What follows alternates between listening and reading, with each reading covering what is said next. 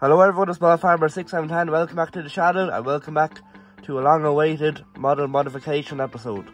So today's episode we're doing a hedge cutter, and as you see in front of us we have a Spearhead hedge cutter made by Britons, and we are going to be turning it into a McConnell or Shelbourne Reynolds hedge cutter, preferably Shelbourne Reynolds, but we'll see how far we get. And it's been one I've been waiting to do for a long time. I suppose I got this McConnell hedge cutter off the Hobby Farmer on Facebook and Instagram, and I didn't really need to do the conversion, but now I kind of want to have a challenge for myself. I am using this hedge cutter here as a bit of inspiration, as this was made out of the same hedge cutter really, and as you can kind of tell it's the same boom, and really it's just the body that's changed. So how we're going to do with this is, I have already been taking away over at it, as you can see. So this here is going to be pretty much thrown away, and then this part here we're going to be keeping, as it's a part of the arm of the hedge cutter. So I've also cut this part here. It did come around like this. I don't think I have the piece. I don't know where it is at the moment, but it's there somewhere. And yeah, no, just cut that with a hacksaw, because the end of the hedge cutter is going to be here, and then the boom is going to, because of the left hand cut. And then yeah, pretty much similar to this one, the body or what's underneath, like the pumps and everything, and the hydraulic tank, the cover is going to be coming over like this. So I'll have to have a look of which model of Shelbourne Reynolds I'm doing, or which model of McConnell I'm doing. So our preferred material of choice is plastruct, which I have 4mm plastruct at the moment, and it is pretty easy to work with, very easy to glue and everything, rather than metal. I think this is metal, could be light tin or something, but whatever works. I've been using the plastruct in the past and I get on well with it, so I'm going to keep at the plastruct anyway, and then I'll probably have to make a few alterations to the flail of the hedge cutter. Who knows, I might even make a scratch built flail for to be a bit more accurate, but I'll take one step at a time by doing the body first. So yeah, that's the introduction anyway.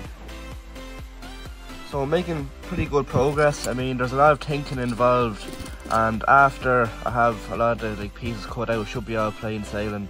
But no, I'm trying to figure out how I'm going to do this now. So I have a few images there on the phone, so I'm kind of following them and hoping for the best. As you kind of see, I have a bit of a plate, which is going to be the more sort of footprint of the hedge cutter, and then I've left about 4mm space there, maybe 5, just for where the sheathing is going to be glued on. And I made a small bit wider, as I kind of needed that bit more space for it to be a bit more accurate.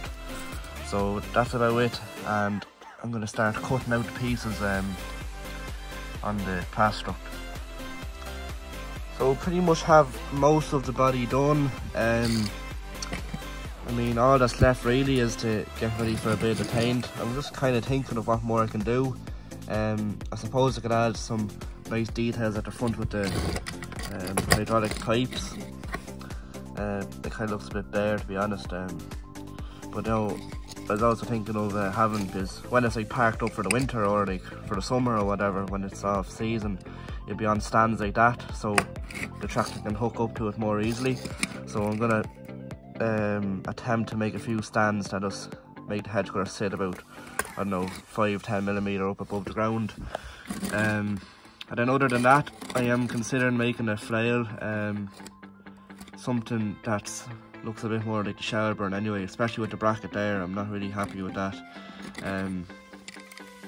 The boom will be left the way it is. I mean, I'm not that good at, I can make a boom, but there's nothing wrong with it anyway. It's pretty accurate, especially where the pivot is here. It's very accurate to the Shelbourne Reynolds. But yeah, no, there's a screw here which removes the flail, so I'm going to remove that and see what I can do.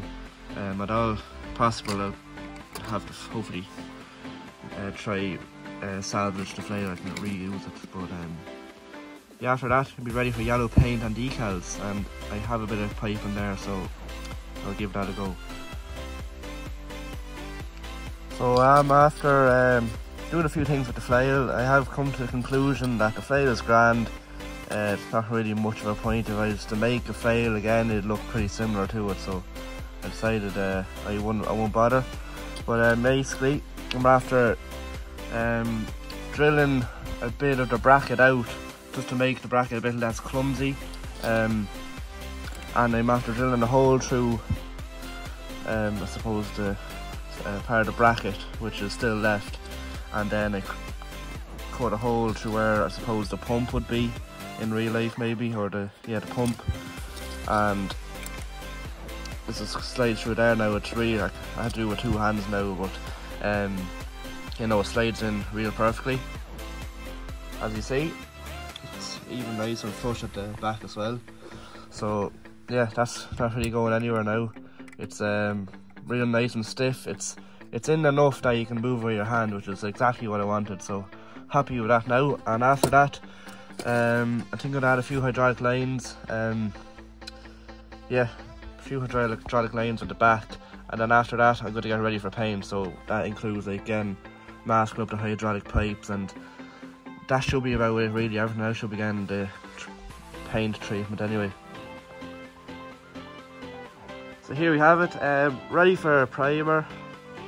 I have the masking tape on one hydraulic. This one here is all closed up, so should be all good. I decided not to add the hydraulic pipes, as it'd be make not a lot of sense if I was to put the hydraulic pipes on before painting it. So I'll put them on after I have it painted, and it'll look nice and tidy, hopefully. So yeah, let's get to it. Looking forward to how it'll turn out.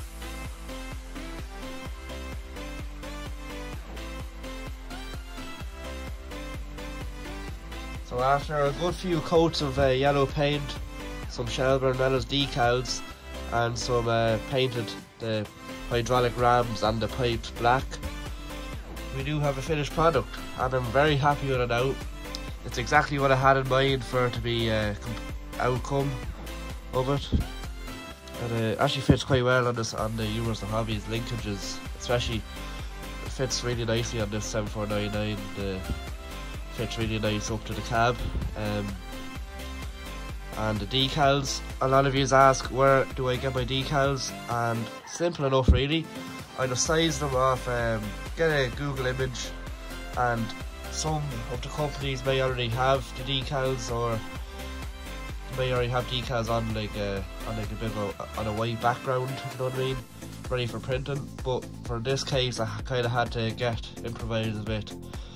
I kind of had to go into the Shelbourne Reynolds catalogue and crop out the decals so I could put them into Word and then print them out. Not too hard, I've done it many a times, so actually came out quite well. The only thing I have left to do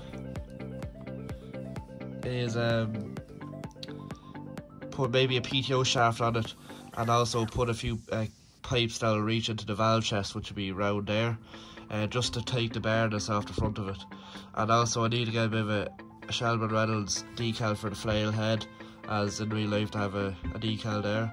So the paintwork turned out quite well.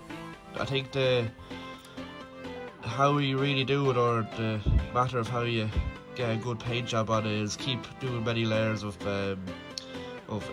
after coat, or the finish coat on it, and you get a nice really thick coat of it, just layer by layer really. And also the black rams kind of make it stand out a good bit.